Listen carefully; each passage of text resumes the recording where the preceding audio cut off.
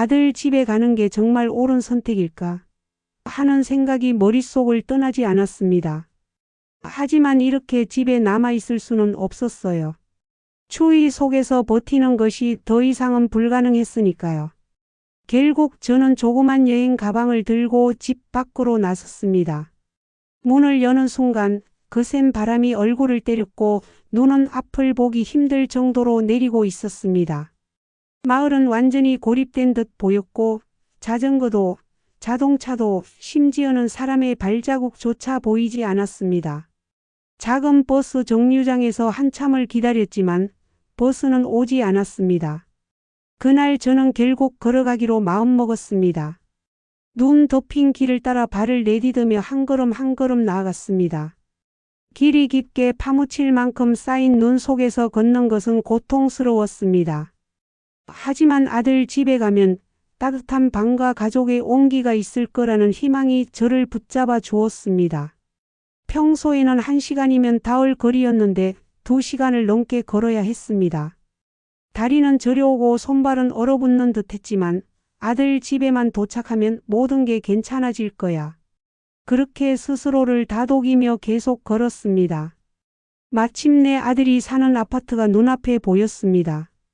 그 아파트가 그날따라 왜 그렇게 따뜻해 보였는지 모릅니다. 아들이 사는 층에 불이 켜져 있는 것을 확인했을 때 마음 한구석에 안도감이 들었습니다. 아파트 내부로 들어서니 차가운 바깥과는 완전히 다른 따뜻한 공기가 몸을 감싸왔습니다. 하지만 엘리베이터를 타고 올라가는 동안 아들이 나를 따뜻하게 맞아줄까 하는 걱정과 작은 기대가 교차했습니다. 이게 어떻게 된 일일까요? 아마도 엄동설안에 추위를 견디지 못한 어머니가 아들 집을 찾아가는 것 같은데요. 아들과 사이가 안 좋은지 매우 걱정을 하며 가네요. 오늘은 올 겨울 가장 춥고 폭설이 내리던 날. 보일러마저 고장나 아들 집을 찾아갔지만 홀대를 받는데 인간지사 세웅지 마라고 뜻하지 않게 큰 돈을 벌어 제2의 행복한 노년을 보내고 있는 김선자님의 사연입니다. 어떤 내용의 이야기일지 바로 들어보도록 하겠습니다. 안녕하세요. 제 이름은 김선자입니다. 올해로 69살이 되었어요. 그동안 저는 다른 사람들의 이야기를 듣기만 했는데 오늘은 제 이야기를 이곳에 나누고 싶습니다. 이 이야기는 저에게도 큰 용기가 필요한 일이에요. 아마 사람마다 이 이야기를 듣고 느끼는 바가 다를 수 있겠지만 제게 위로와 용기를 주실 수 있다면 정말 감사하겠습니다. 물론 여러분의 현명한 조언도 큰 힘이 될 거예요. 그럼 이제 이야기를 시작하겠습니다. 제가 말씀드릴 이야기는 아들과 있었던 일입니다. 올 겨울 제일 추웠던 한겨울이 매서운 추위가 온 마을을 덮쳤던 그날로 거슬러 올라갑니다. 서울 외곽의 오래된 2층 집들이 옹기종기 모여 사는 마을에 30년 만에 최고의 폭설이 내린 날이었어요. 마을은 순백의 눈으로 덮였고 세상은 마치 얼어붙은 듯 정막 속에 잠긴 것 같았습니다. 길은 눈으로 덮여 발자국조차 남기기 어려웠습니다.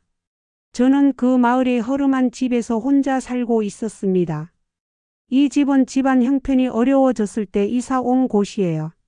잠깐 머물다가 더 나은 집으로 이사 갈 거라 생각했지만 어쩌다 보니 25년이 훌쩍 지나버렸습니다. 세월이 흐르면서 집은 점점 낡아갔고 고장난 곳도 많아졌죠. 그날도 보일러가 고장이 나버려 집 안은 냉골이었어요. 찬바람이 창문 틈새로 파고들어 방 안까지 스며들었습니다. 마치 바람이 제 몸 깊숙이 스며드는 것처럼 차가웠습니다. 이불 속에서 몸을 웅크리고 있어도 추위는 가시지 않았습니다. 결국 저는 천천히 몸을 일으켜 창문으로 다가갔습니다. 창문에 서린 성에를 손가락으로 문지르며 바깥을 내다보았죠. 거리에는 사람 그림자 하나 보이지 않았고 눈은 쉼없이 내리고 있었습니다. 마을은 깊은 침묵 속에 잠긴 듯 했습니다. 이렇게 추운 날씨에 혼자 겨울을 나는 것이 얼마나 고통스러운 일인지 그날 깊이 깨달았습니다. 그때 옆집 할아버지가 제 문을 두드렸습니다. 할머니, 그쪽은 괜찮아요. 저희 집은 보일러가 얼어서 완전히 얼어 죽겠네요. 저는 애써 웃으며 대답했어요. 저희 집도 마찬가지예요. 엄청나게 춥긴 하지만 참고 있네요. 할아버지는 제 얼굴을 유심히 보시더니 한숨을 내쉬며 말씀하셨습니다. 얼굴이 하얗게 질렸는데 참을 만한 거 맞아요. 저번에 아드님이 근처에 산다고 들었는데 거기라도 가보는 게 어때요? 그 말씀을 듣고 저는 잠시 망설였습니다. 사실 아들과의 관계가 좋지 않았어요. 가끔 명절에나 만나고 연락도 드문드문하는 사이였죠. 하지만 이렇게 계속 집에 있다간 정말로 얼어 죽을지도 모르겠다는 생각에 결국 고개를 끄덕였어요. 그래야겠네요. 고맙습니다, 할아버지. 저도 이씨 할아버지 댁에 가보려고요. 여긴 정말 못 견디겠어요. 할아버지는 그렇게 떠났고 저도 짐을 싸기 시작했습니다. 먼저 아들에게 연락을 해보려고 오래된 휴대폰을 꺼냈지만 제대로 작동하지 않았습니다. 결국 직접 가보기로 했습니다. 이대로는 버틸 수 없을 것 같았거든요. 짐을 꾸리는 데는 오래 걸리지 않았습니다.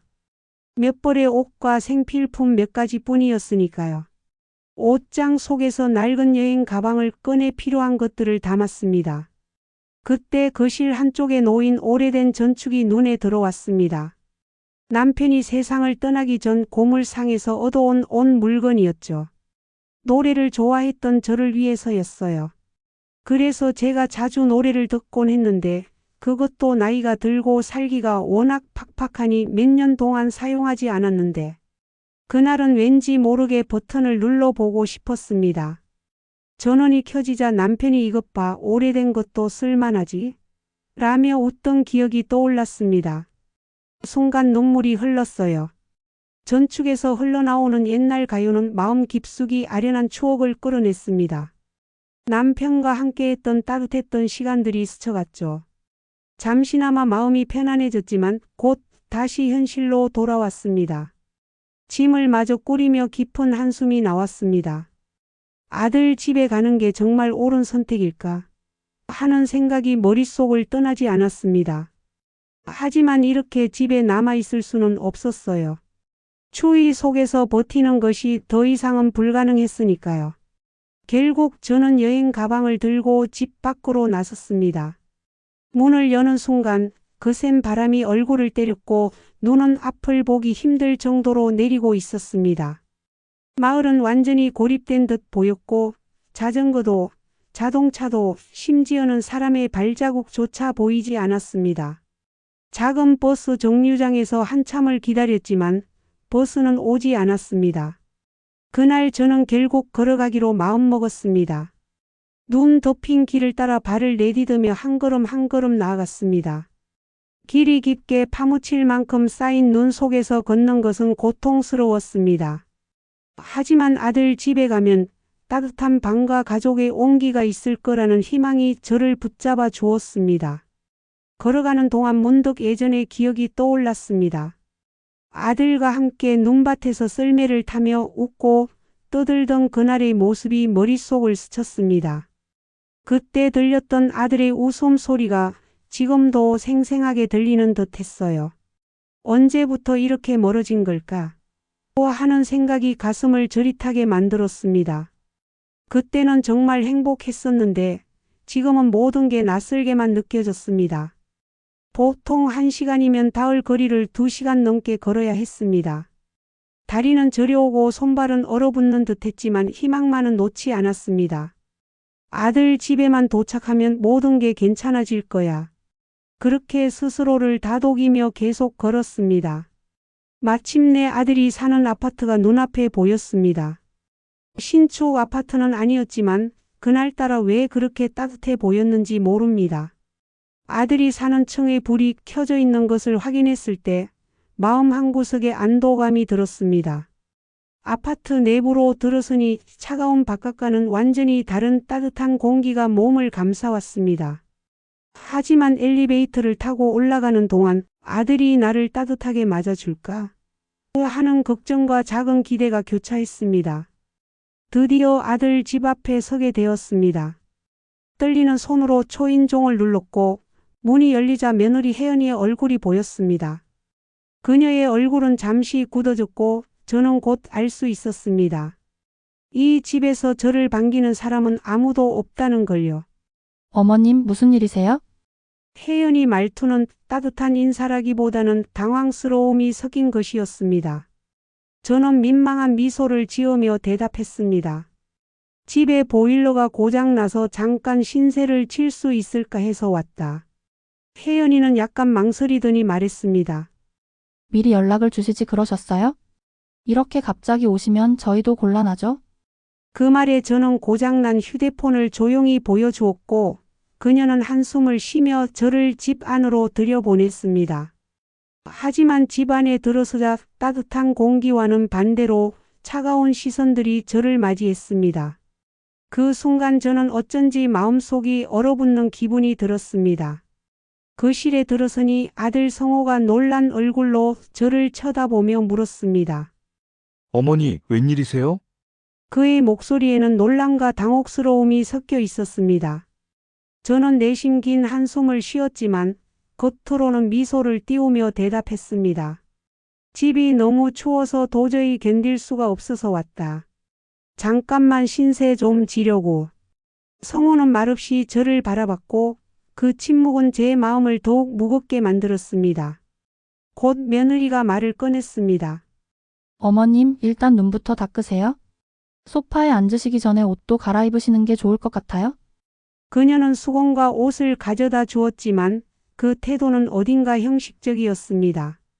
저는 그 말대로 눈을 닫고 옷을 갈아입었습니다. 소파에 앉았을 때 손주들의 반응이 저를 찌르는 듯 했습니다.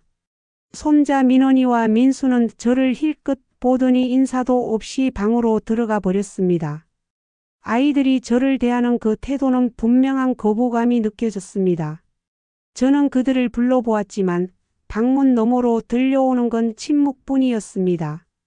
그 순간 내 가슴이 또 한 번 무너졌습니다. 성호는 어색한 미소를 지으며 말했습니다. 죄송해요, 어머니. 요즘 애들이 좀 낯을 가려서 그래요. 그 말을 듣는 순간 그게 변명이란 걸 알 수 있었습니다. 아이들이 낯을 가리는 것이 아니라 단순히 저를 싫어하는 것이란 걸요. 그날 저녁 식탁에 둘러앉았지만 분위기는 차가웠습니다. 손주들은 밥을 서둘러 먹고는 방으로 들어가 버렸고 성호와 며느리도 별다른 말 없이 밥만 먹었습니다. 저도 밥이 제대로 넘어가지 않았습니다. 식사가 끝난 후 며느리가 말했습니다. 어머님, 방이 따로 없어서 소파에서 주무셔야 할 것 같아요. 베개는 쿠션을 쓰시고 이불 대신 담요로 덮으시면 될 거예요. 소파에서 담요를 덮고 누웠지만 몸은 따뜻했어도 마음은 얼음장처럼 차가웠습니다. 창밖에서는 여전히 눈이 내리고 있었습니다. 그 눈을 보며 나는 생각했습니다. 내일은 어떻게 될까? 여기서 얼마나 더 머물 수 있을까? 잠이 들지 못한 채 한참을 뒤척이다가 화장실에 가려고 조용히 일어났습니다. 그런데 우연히 아들과 며느리의 방에서 대화가 흘러나오는 걸 듣게 되었습니다. 여보, 어머님은 어떻게 하실 거야? 언제까지 계실 건지 좀 물어봐. 그러게 말이야. 집도 좁고 불편한데. 당신이 내일 말씀드려. 알았어. 그런데 보일러가 고장났다니까. 그냥 보내시는 것도 좀 그렇잖아. 수리공이라도 불러드려야지. 그래, 빨리 수리공 불러서 해결하자. 어머님이 얼른 집으로 돌아가셨으면 좋겠어. 그 대화를 듣는 순간 제 가슴은 철렁 내려앉았습니다. 내가 이들에게 얼마나 큰 부담이 되고 있는지 실감하는 순간이었습니다.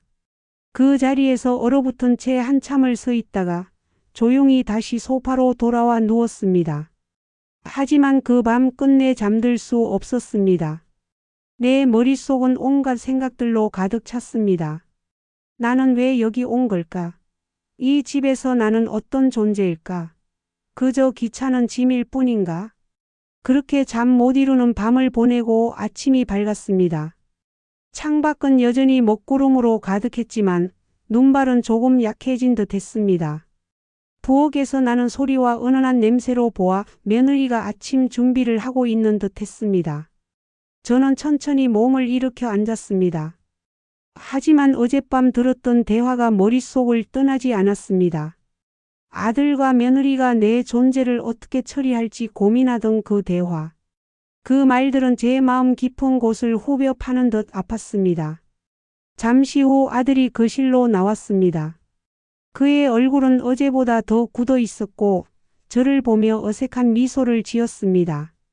어머니, 잘 주무셨어요? 저는 고개를 끄덕이며 간신히 대답했습니다. 그래, 잘 잤다. 참 따뜻하더라. 하지만 제 말과는 다르게 마음은 이미 차갑게 식어버린 상태였습니다. 아들은 잠시 망설이다가 입을 열었습니다. 어머니, 죄송한데 드릴 말씀이 있어요. 이미 무엇을 말할지 예상할 수 있었기에 저는 그의 말을 가로막지 않고 기다렸습니다. 말해보거라. 아들은 고개를 숙이고 한숨을 내쉰 뒤 조심스럽게 말을 꺼냈습니다. 저희 집이 좀 좁고 저희도 바빠서 어머니를 계속 챙겨드리기가 힘들 것 같아요. 그래서 보일러 고치는 사람 불러드릴 테니 오늘 안으로 집으로 돌아가 주시면 좋을 것 같아요. 그 말은 예상했던 대로였습니다. 하지만 그 말을 직접 듣는 순간 제 가슴은 다시 한번 무너져 내렸습니다. 아들은 이어서 말했습니다. 알아봤는데 오늘 안으로 수리공 한 분이 와주신다고 하더라고요. 다만 폭설 때문에 조금 늦으실 수 있다는데 그때까지 편히 쉬고 계세요. 아들의 목소리와 표정에는 미안함이 담겨 있었지만 그것조차 제게는 연기처럼 느껴졌습니다. 저는 아무 말도 하지 않았습니다. 그저 서러움을 꾹 눌러 참으며 침묵으로 답했을 뿐입니다. 아들은 제 침묵을 동의로 받아들인 듯 보였습니다. 정말 죄송해요, 어머니. 하지만 이게 우리 가족을 위한 최선이라고 생각해요. 그 순간 제가 느낀 고독감은 이루 말할 수 없는 것이었습니다. 저는 천천히 일어났습니다. 더 이상 이 집에 머물 이유가 없다는 걸 깨달았기 때문입니다. 아무 말 없이 짐을 싸기 시작했습니다. 어제 벗어두었던 옷들을 다시 가방에 넣으며 제 손길 하나하나가 무겁고 느리게 움직였습니다. 아들은 그런 저를 어색하게 바라보며 서 있었습니다. 그의 표정에서 안도와 죄책감이 동시에 스쳐가는 듯 했습니다. 짐을 다 싸고 현관으로 향했을 때 아들과 며느리는 문 앞까지 나왔습니다. 가시면 수리공분 와 계실 거예요. 어머님, 조심히 가세요. 다음에 날씨 좋아지면 그때 다시 오세요. 며느리의 마지막 말에 저는 고개를 끄덕이며 아무 말 없이 문을 열고 나섰습니다.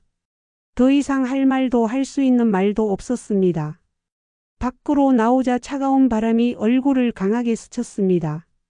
하늘에서는 여전히 눈이 내리고 있었습니다. 어제 폭설로 쌓인 눈은 거리를 완전히 덮어버렸습니다.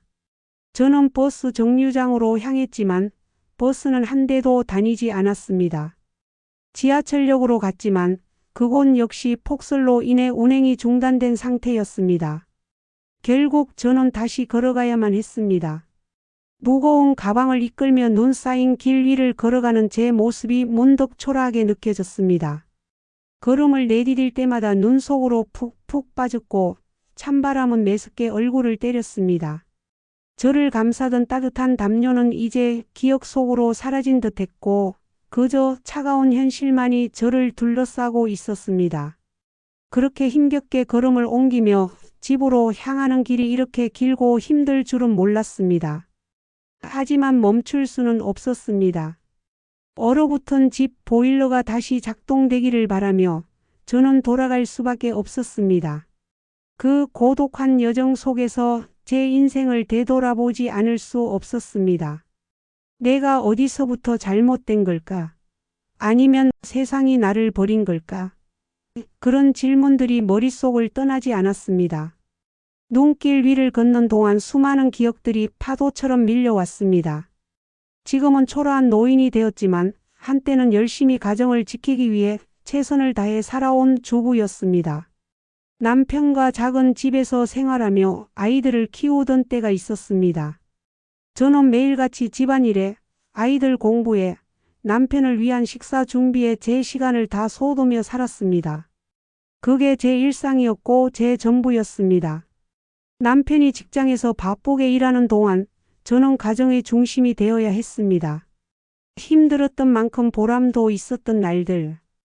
아이들의 웃음소리가 제 하루를 채웠고 남편이 퇴근 후 제 음식을 맛있게 먹으며 건넸던 칭찬들이 저를 버티게 해줬습니다. 하지만 어느 날 우리 가정에 예상치 못한 변화가 찾아왔습니다. 남편이 투자 회사에서 일을 그만두고 자신의 회사를 차렸습니다. 처음에는 정말 잘 되었어요.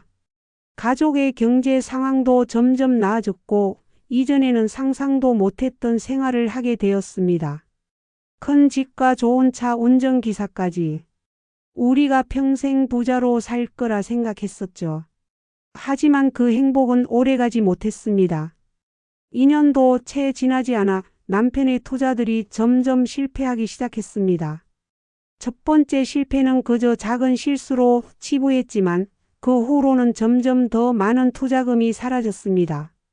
남편의 회사는 결국 문을 닫았고 그로 인해 우리는 빠르게 재정적인 어려움에 직면하게 되었습니다. 남편은 업계에서 신뢰를 잃었고 손님들의 재산을 모두 잃게 만든 책임을 혼자 감당해야 했습니다. 하지만 그때 멈췄어야 했습니다. 벌어둔 돈으로 다시 시작할 수도 있었는데 남편은 모든 걸 잃은 현실을 받아들이지 못했습니다. 그는 다시 일어서겠다며 남은 재산을 전부 주식 투자에 쏟아부었습니다.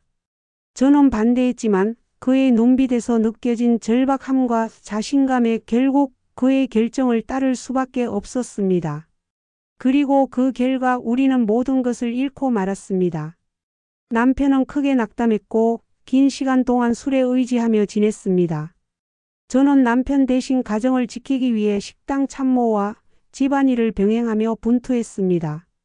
작은 돈이라도 벌어야 했기에 밤낮 없이 일했지만 그럼에도 불구하고 우리 집의 상황은 나아지지 않았습니다. 시간이 지나면서 아들은 점점 우리와 거리를 두기 시작했습니다. 그는 가난한 우리를 원망하며 자신은 절대 우리처럼 살지 않겠다고 다짐하듯 말했습니다. 아들은 자신의 길을 가기 위해 떠났고 우리는 점점 그의 삶에서 멀어져 갔습니다. 그의 선택을 원망하지 않으려 노력했지만 마음속 상처는 쉽게 아물지 않았습니다. 아들이 우리를 완전히 이해하지 못한다는 사실이 너무나도 가슴 아팠습니다. 모든 것을 잃고 난 뒤 저는 제 삶을 되돌아보며 끊임없이 질문했습니다. 내가 그때 남편을 더 강하게 말렸더라면 어땠을까? 우리의 삶은 달라질 수 있었을까? 그런 후회와 자책 속에서 저는 집으로 돌아가는 발걸음을 옮겼습니다. 눈보라 속을 걷다 보니 이제는 남편과 아들을 원망하지 않기로 마음먹었습니다. 그것은 오히려 저를 더 괴롭게 만들 뿐이라는 걸 깨달았기 때문입니다. 삶에서 잃어버렸다고 생각했던 것들이 여전히 제 마음속 어딘가에 남아있다는 걸 알게 되었습니다. 가족에 대한 사랑과 지나간 선택들이 저를 지금까지 버티게 해준 힘이라는 걸 비로소 깨달았습니다. 그렇게 걸음을 옮기다 보니 드디어 저 멀리 집이 보이기 시작했습니다. 입김이 얼어붙고 손끝이 시려웠지만 저는 묵묵히 앞으로 나아갔습니다. 집에 도착해 문을 열고 들어서자 차가운 공기가 저를 맞이했습니다. 하지만 이제 그런 것들은 별로 신경 쓰이지 않았습니다. 아들 집에서 겪은 일들에 비하면 이런 작은 불편함 따위는 아무것도 아니었으니까요. 그 이후로 아들이 불러준다는 보일러 수리공은 오지 않았고 고장난 휴대폰으로는 도움을 요청할 수도 없었습니다. 방으로 들어가 짐을 내려놓고 잠시 멈춰서 생각에 잠겼습니다. 돌아갈 곳이라곤 이 작고 차가운 방 한 칸뿐이라는 사실이 갑작스레 마음을 무겁게 했습니다. 그 순간 허전함과 공허함이 밀려왔지만 그대로 주저앉을 수는 없었습니다. 우선 몸을 움직여 따뜻하게 해야 한다는 생각이 들었습니다. 손끝이 시릴 정도로 차가운 공기 속에서 집안 구석구석을 정리하며 물건들을 청소하기 시작했습니다. 그때 전화벨이 울렸습니다. 고장난 휴대폰이었지만 옆에 있던 버튼을 눌러 전화를 받을 수 있었습니다. 전화를 건 사람은 남편의 오랜 직장 동료이자 후배였습니다. 그는 다소 흥분된 목소리로 말했습니다. 사모님, 잘 지내셨어요? 오랜만에 연락드려요. 다름이 아니라 형님이 예전에 투자했던 회사들 중 하나가 지금 대박이 났다는 소식 들으셨나요? 혹시 그 주식을 아직 가지고 계신가요? 그 말에 저는 잠시 멍해졌습니다. 남편이 샀던 주식들이 무엇인지 정확히 기억나지 않았습니다. 하지만 그의 말대로 한번 확인해 봐야겠다고 생각했습니다. 남편의 물건들이 남아있는 방으로 가 한참 동안 정리를 시작했습니다. 그곳에는 오래된 책상과 서류들이 어지럽게 쌓여 있었습니다. 한동안 손대지 않았던 물건들이었기에 더욱 마음이 복잡했습니다. 그러다 문득 낡은 상자 속에서 몇 장의 정서를 발견했습니다. 그것들은 남편이 전 재산을 투자했던 회사들의 주식 정서들이었습니다. 그 중에는 지금은 사라진 회사들도 있었지만 놀랍게도 남편의 후배가 말했던 회사의 이름이 정확히 적혀 있었습니다. 저는 후배에게 이 정서를 보여주었고 그는 자신이 확인해 보겠다고 했습니다. 얼마 후 후배는 아직 그 주식이 유효하다는 사실을 알려주었습니다. 그리고 그 가치가 지금 50억 단위로 뛰었다는 소식을 전했습니다. 믿기 어려운 소식에 저는 손이 떨렸습니다. 먼지만 쌓여있던 종이들이 이제는 저를 구원할 자산으로 바뀐 것이었습니다. 순간적으로 과거의 기억들이 스쳐갔습니다. 남편과 제가 나눴던 대화들, 그의 꿈과 열정, 그리고 우리가 함께했던 시간들이 떠올랐습니다. 하지만 남편은 이제 이곳에 없었습니다. 저는 조용히 중얼거렸습니다. 당신이 옳았어요. 우리가 했던 모든 선택이 결국 옳았어요. 그렇게 저는 새로운 결심을 했습니다. 이 돈으로 제 삶을 다시 시작할 것입니다. 그리고 더 이상 과거의 후회와 고통에 머무르지 않기로 마음먹었습니다. 밖에서는 여전히 눈이 내리고 있었습니다.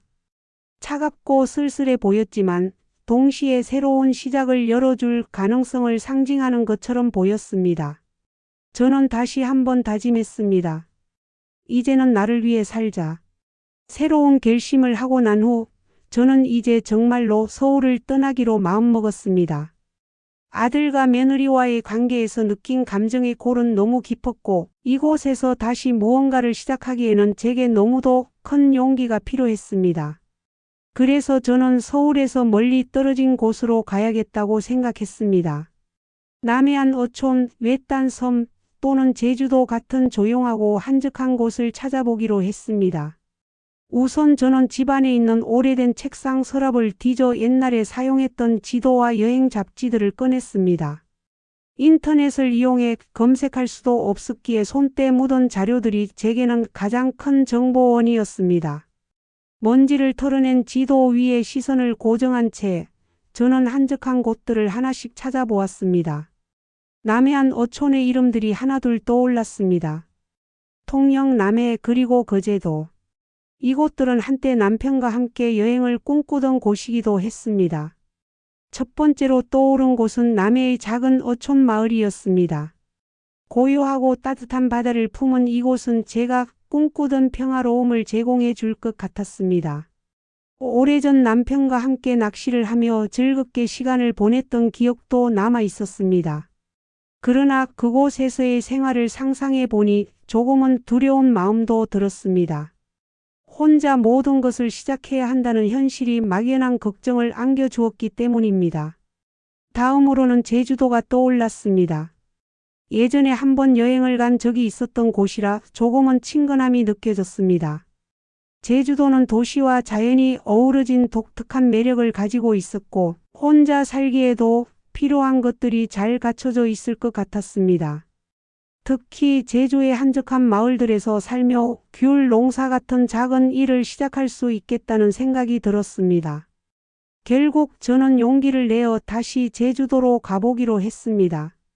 이곳은 과거의 상처를 덮고 새로운 삶을 시작하기에 충분히 넓고 따뜻한 공간이 있을 것 같았습니다.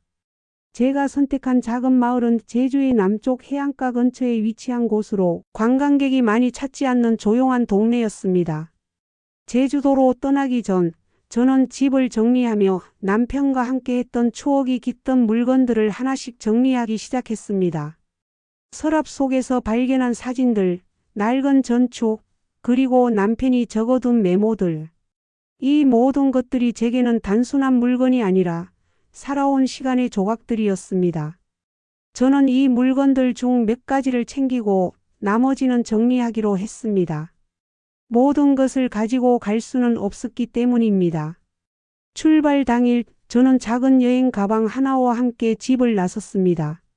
눈이 녹은 도로 위를 천천히 걸으며 지금까지의 삶을 뒤로하고 새로운 시작을 맞이할 준비를 했습니다. 버스 정류장에 도착해 제주도로 가는 비행기를 예약하고 공항으로 향하는 길에서 저는 마음이 한결 가벼워짐을 느꼈습니다. 이제는 과거를 뒤로하고 제 스스로를 위한 삶을 만들어갈 시간이었습니다.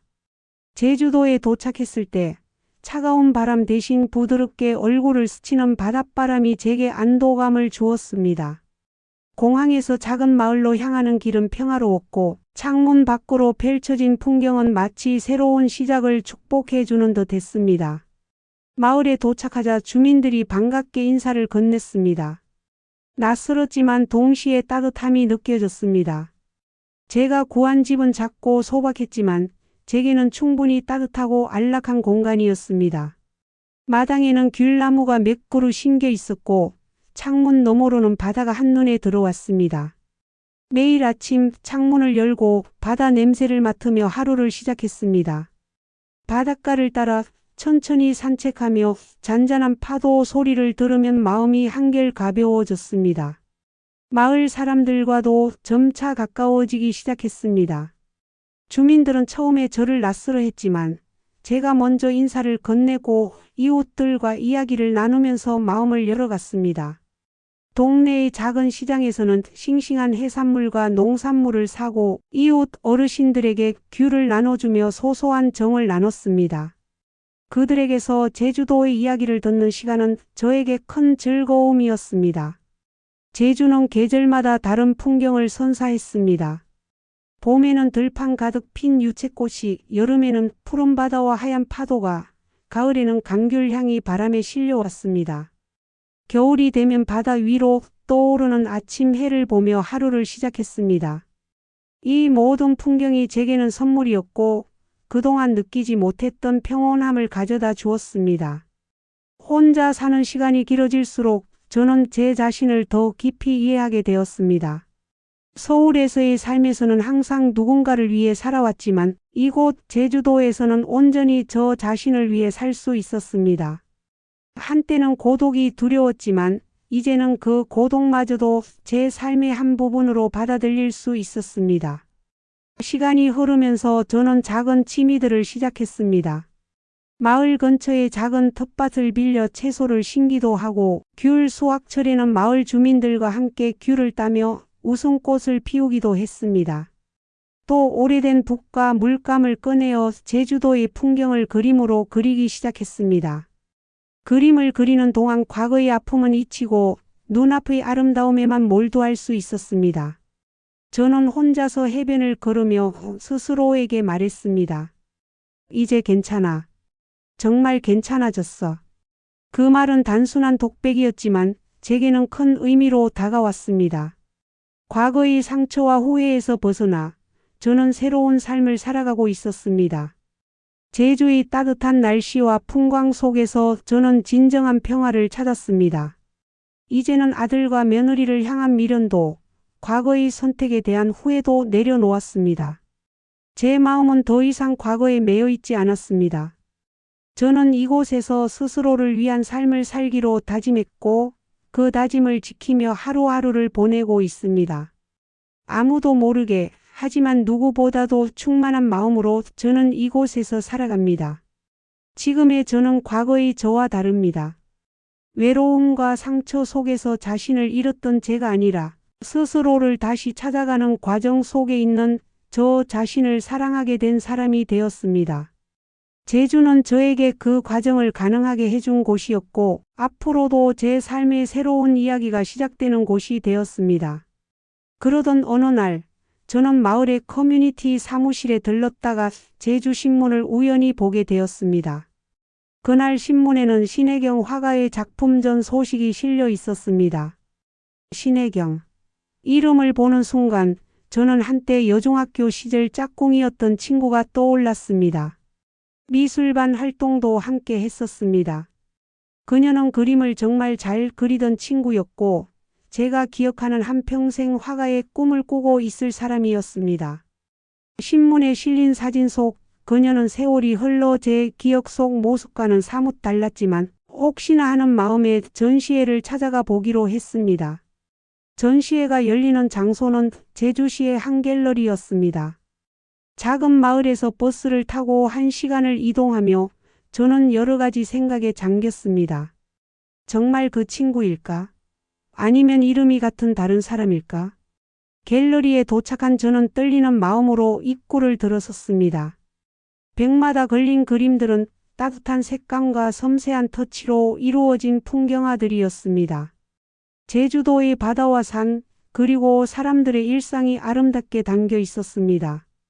그리고 그곳에서 저는 한 여인을 만났습니다. 그녀는 그림들 사이를 천천히 걸으며 관람객들과 소소한 대화를 나누고 있었습니다. 가까이 다가가 그녀를 보니 비록 세월이 많이 흘렀지만 그녀가 바로 제 친구 신혜경이라는 사실을 알 수 있었습니다. 혜경아, 제가 조심스럽게 그녀의 이름을 부르자 그녀는 놀란 눈으로 저를 바라보았습니다. 순간 그녀의 얼굴에 미소가 번지더니 설마 선자야? 라며 저를 불렀습니다. 그렇게 우리는 수십 년 만에 재회했습니다. 서로의 손을 꼭 잡고 눈물을 글썽이며 오랜 시간 떨어져 있던 이야기를 나누었습니다. 혜경이는 제주도로 이주해 화가로서의 삶을 살고 있었고 저는 그녀와의 만남을 통해 또 다른 의미 있는 인연을 찾게 되었습니다.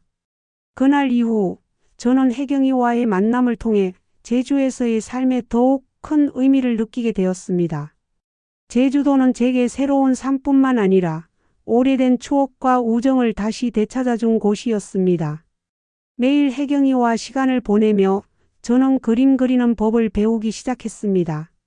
혜경은 제주의 풍경을 화폭에 담는 방법을 하나하나 가르쳐 주었고 저는 그녀의 열정에 영향을 받아 그림에 몰두하게 되었습니다.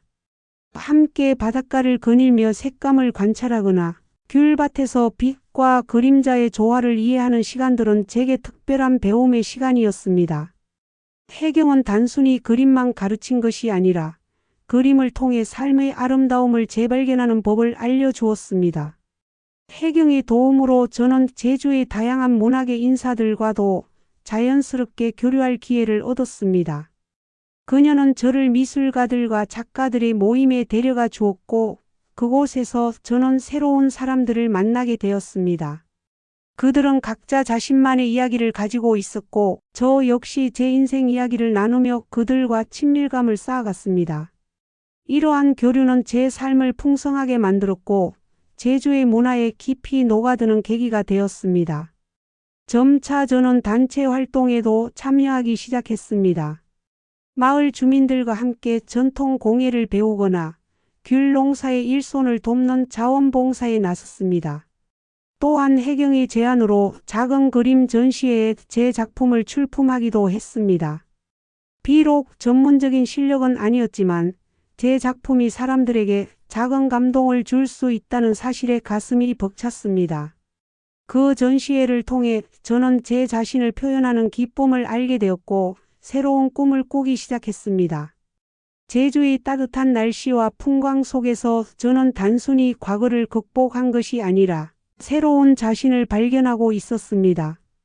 혜경과의 우정, 그리고 제주의 사람들과의 교류는 제 삶을 더욱 풍요롭게 만들어 주었습니다. 지금의 저는 더 이상 과거의 상처에 얽매이지 않고 스스로의 삶을 사랑하며 하루하루를 살아가고 있습니다. 제주도는 단순한 거주지가 아니라 제게는 새로운 시작의 상징이 되었습니다. 제2의 인생을 제주도에서 시작한 지 몇 해가 흘렀습니다. 이곳에서의 생활은 제게 평화와 만족을 선사했습니다. 매일 아침 눈을 뜨면 창밖으로 보이는 바다의 잔잔한 파도와 귤나무의 푸른 잎사귀가 제 하루를 따뜻하게 열어주었습니다. 제주도의 풍광 속에서 저는 다시 살아갈 힘을 얻었고 삶의 소소한 행복들을 깨닫게 되었습니다. 어느 날 혜경이가 저에게 말했습니다. 선자야, 너의 그림에도 너만의 이야기가 담겨 있어. 그걸 더 많은 사람들과 나눠보는 건 어때? 그녀의 말에 용기를 얻은 저는 작은 지역 전시회에 제 작품을 출품했습니다. 사람들의 긍정적인 반응은 제게 큰 기쁨과 자부심을 안겨주었습니다. 누군가 제 그림 앞에서 미소를 짓고 공감의 말을 건넬 때마다 저는 다시 한번 삶의 가치를 느낄 수 있었습니다. 그림뿐만 아니라 저는 마을 주민들과의 관계 속에서도 큰 행복을 발견했습니다. 매주 열리는 시장에서 마을 어르신들과 귤을 사고 팔며 소소한 이야기를 나누는 일상은 이제 제게 없어서는 안 될 소중한 시간이 되었습니다. 그들과 함께하는 공동체 활동은 제 삶을 더욱 풍성하게 만들어 주었습니다. 귤밭에서 함께 수확을 돕고 마을 축제에서 음식을 나누며 웃음을 공유하는 순간들은 서울에서 느낄 수 없었던 따뜻한 연결감을 가져다 주었습니다. 또한 저는 귤 농사와 마을 활동 외에도 제주에서의 새로운 취미를 발견했습니다. 해변에서 조개 껍데기를 모아 작은 공예품을 만들거나 바닷가에서 떠오르는 해를 스케치하며 하루를 시작했습니다. 이런 소소한 일들은 제 삶에 색다른 활력을 불어넣어 주었습니다. 혼자만의 시간이 많아질수록 제 자신과 더욱 가까워지는 기분이 들었습니다. 외로움 대신 혼자만의 고요함이 제게 찾아왔고 그것이 곧 평화로 이어졌습니다. 그렇게 제주는 제게 제2의 행복한 노년을 선사해 준 곳이 되었습니다.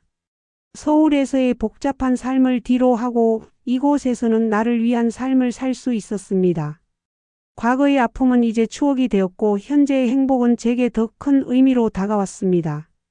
저는 이곳에서 새롭게 맺은 인연들과 함께하며 앞으로의 날들을 기대하고 있습니다. 행복이란 게 이런 걸까? 라고 스스로에게 물어볼 때마다 제주도의 따뜻한 바람과 잔잔한 파도가 제게 답해 주는 것 같았습니다.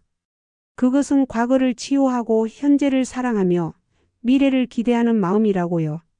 이제 저는 이곳에서 제 인생의 마지막 장을 아름답게 채워나가고 있습니다. 오늘 이야기가 어떠셨나요? 오늘 이야기를 듣고 어떻게 생각하시는지 어머님, 아버님의 생각을 댓글로 공유해 주세요. 또한 좋아요, 구독 알람 설정을 통해 앞으로도 따뜻한 정을 나눌 수 있게 함께 해주세요. 어머님, 아버님의 삶의 지혜와 경험을 나눌 수 있는 통로가 되겠습니다. 오늘도 인생 아리랑을 통해 사연을 들어주셔서 감사합니다. 저는 또 다른 사연으로 찾아뵙겠습니다.